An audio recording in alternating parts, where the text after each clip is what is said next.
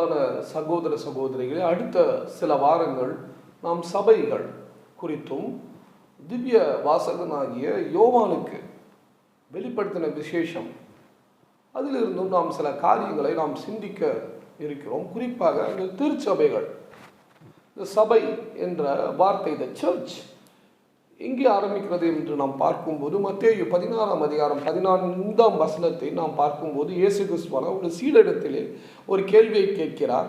நீங்கள் என்னை யார் என்று சொல்லுகிறீர்கள் என்று கேட்டார்.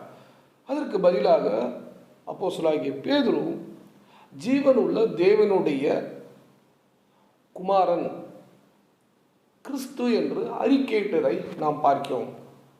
அறிக்கைக்கு பதிலாக இயேசு கிறிஸ்துவானவர் அதே அதிகாரம் நாம் பார்க்கும்போது மத்தேயு 16-18ஆம் வசனத்திலே நீ பேதுருவாய் இருக்கிறார். It's like you are just Peter. இந்த கல்லின் மேல் சபையை கட்டுவேன் என்பதாக சொல்கிறார். சபை, அந்த கல் என்பது அப்போஸ்தலனாகிய பேதுரு அவர் இட்ட அறிக்கை. நீர் தேவனுடைய குமாரனாகிய கிறிஸ்து, அந்த கல்லின் மேல் சபையை கட்டுவேன் என்பதாக இயேசு கிறிஸ்துவானவர் அந்த இடத்திலே நாம் கூறுகிறோம். இயேசு கிறிஸ்துவானவர் கூறுகிறதாக நாம் காண்கிறோம். ஆக நாம் வெளிப்படுத்தின விசேஷத்தை நாம் பார்க்கும்போது குறிப்பாக அந்த 1, 2, 3ஆம் அதிகாரம் வரையிலே இயேசு கிறிஸ்துவானவர் யோவானுக்கு காட்சி அளித்து அங்கே 7 சபைகளை குறித்து இயேசு கிறிஸ்துவானவர் அங்கே கூறுகிறார். அந்த 7 சபைகளுக்கும் நீ என்ன சொல்ல வேண்டும் என்பதாக ஒரு காட்சியை வெளிப்படுத்துகிறதை நாம் பார்க்கிறோம். அதில் 1ஆம் அதிகாரம் வெளிப்படுத்தின விசேஷம் நாம் பார்க்கும்போது அங்கே இயேசு கிறிஸ்துவானவர் எப்படியாய் தோன்றுகிறார், அந்த தோன்றலுக்கு அர்த்தம் என்று என்ன என்று நாம் பார்க்கும்போது அந்த ஒவ்வொரு காரியத்தையும் யோவான் திரும்பி பார்க்கும்போது இட் ரெப்ரசன்ட் ஜட்ஜ்மெண்ட், நியாய தீர்ப்பு தருகிறவராக இயேசு கிறிஸ்துவானவர் வரப்போகிறார் என்பதாக அந்த காட்சியை நாம் பார்க்கிறோம். ஏன் இது நமக்கு முக்கியம்? ஏனென்றால் நாம் கடைசி காலகட்டத்திலே வாழ்ந்து கொண்டிருக்கிறோம். இயேசு கிறிஸ்துவானவர் மிக விரைவிலே வரப்போகிறார். அப்படி வரப்போகும்போது நம்முடைய திருச்சபை, பொதுவாக சபைகள் எப்படியாக இருக்க வேண்டும், இயேசு கிறிஸ்துவானவர் விரும்புகிறதை நாம் அறிந்து கொள்ள வேண்டும். நாம் அதிகமாக அறிந்து கொண்டு நாமும் சபையும் அதற்கேற்றால் போல் இயேசு கிறிஸ்துவின் மனவாட்டியாக வாழும்போது, இயேசு கிறிஸ்துவின் வருகையின் போது நாம் எல்லோரும் மீட்டு கொள்ளப்படுவோம். இயேசு கிறிஸ்துவர் ஏன் இந்த 7 சபைகளுக்கு எழுதுகிறார்?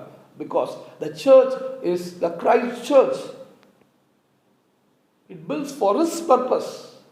அவருடைய தீர்மானத்தின்படியேயும் ஆலயங்கள், திருச்சபைகள் கட்டப்படுகின்றது. Is work to be done. It is his possession. எந்த ஒரு தனி மனிதனின், எந்த ஒரு குழுவுடைய, மனிதர்களுடைய பொருள் சபை கிடையாது. அது கிறிஸ்துவனுடைய மனவாட்டி. ஆகவே கிறிஸ்து சபைகளுக்கு தலைவராயிருக்கிறார். அவர் சபைகள் எவ்வாறு இருக்க வேண்டும் என்பதை இந்த இடத்திலே யோவானுக்கு காட்சியளித்து தருகிறதை நாம் பார்க்கிறோம். வெளிப்படுத்தின விசேஷம் 1ஆம் அதிகாரத்திலே இயேசு கிறிஸ்துவானவர் என்ன செய்கிறார்? அந்த 2, 3ஆம் அதிகாரத்திலே அந்த 7 சபைகளுக்கு என்ன சொல்ல காரியங்களை வருகிறார் என்பதை நாம் அடுத்த வாரத்திலே நாம் அதை குறித்து சிந்திப்போம். ஆனால் இந்த இடத்திலே ஒரு காரியம், அந்த 1ஆம் நூற்றாண்டிலே எழுப்பப்பட்ட சபைகள், இந்த அத்தனை சபைகளும் அதை நாம் எங்கு பார்க்கும்போது அப்போஸ்தல அதிகாரத்திலே 19ஆம் அதிகாரம் 10ஆம் வசனத்தை நாம் பார்க்கும்போது அந்த இடத்திலே அப்போஸ்தலனாகிய பவுல்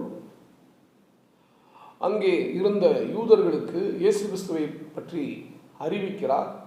அங்கே இயேசு கிறிஸ்துவானவர்களை ஏற்றுக்கொண்டு பல மக்கள் ஆங்காங்கே ஆசியா கண்டத்தில் இருந்தும் வருகிறார்கள். அங்கே இயேசு கிறிஸ்துவை ஏற்றுக்கொண்டு சபைகள் எழுப்பப்படுகிறது.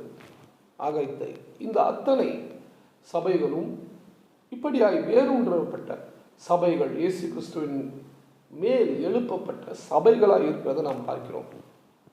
ஆக இந்த திருச்சபைகள் 1ஆம் நூற்றாண்டிலே இயேசு கிறிஸ்துவின் வழிகாட்டுதலை விட்டு வழி போகிறதை நாம் பார்க்கிறோம்.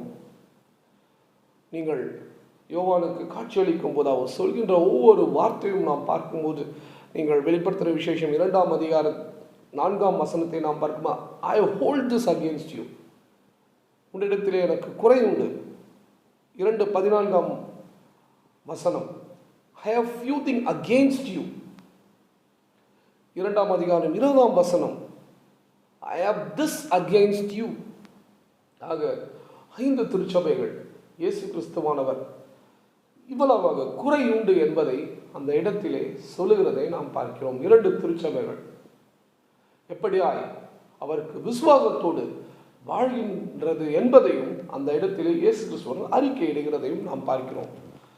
எதற்கு இந்த புத்தகம் நமக்கு முக்கியம்? ஏனென்றால் நான் ஏற்கனவே சொன்னேன், இயேசு கிறிஸ்துவானவர் மிக விரைவிலே வரப்போகிறார். அவர் வருகையிலே முதலாவது நியாய தீர்ப்பை பெறப்போகிறது அவருடைய திருச்சபை. இதை நாம் 1 பேதுரு 4ஆம் அதிகாரம் 17ஆம் வசனத்தை நாம் பார்க்கிறோம். நியாய தீர்ப்பு தேவனுடைய வீட்டிலே துவங்கும் காலமாய் இருக்கிறது. முந்தி நம்மிடத்தில் அது துவங்கினால் தேவனுடைய சுவிசேஷத்திற்கு கீழ்ப்படியாதவர்களின் முடிவு என்னமாய் இருக்கும்?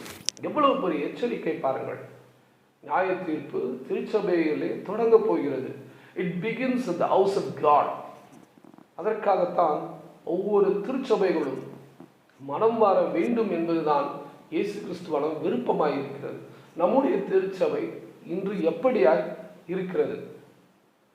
நம்மிடத்திலே என்ன குறையுண்டு? What Jesus have against us, அதை நாம் உணர்ந்து கொண்டால் ஒழிய நாம் இயேசு கிறிஸ்துவின் வருகையின் போது நாம் மீட்டுக் கொள்வதற்கு வாய்ப்பே கிடையாது. நாம் எந்த திருச்சபை வேண்டுமானாலும் இருக்கலாம், ஆனால் நாம் எப்படி இருக்கிறோம், நம்முடைய சபைகள் எப்படி இருக்கிறது, நாம் அதை கண்டிப்பாக உணர வேண்டும். ஒவ்வொரு சபையும் 7 சபைகளுக்கு மட்டுமல்ல, இன்றைக்கு வாழ்கின்ற அல்லது வாழ்ந்து கொண்டிருக்கின்ற அல்லது உயிருள்ளதாய் தோன்றுகின்ற சபைகள், செத்துப்போன சபைகள் எப்படியாய் இயேசு கிறிஸ்துவின் வருகைக்கு அவர்களை ஆயத்தப்படுத்த போகிறது. அது மிக மிக முக்கியம். அடுத்த வாரங்களிலே ஒவ்வொரு சபையாக நாம் சிந்திப்போம். அதற்காக ஜெபியுங்கள். கர்த்தர் உங்கள் ஜெபங்களை அங்கீகரிப்பாராக. ஜெபிப்போம்.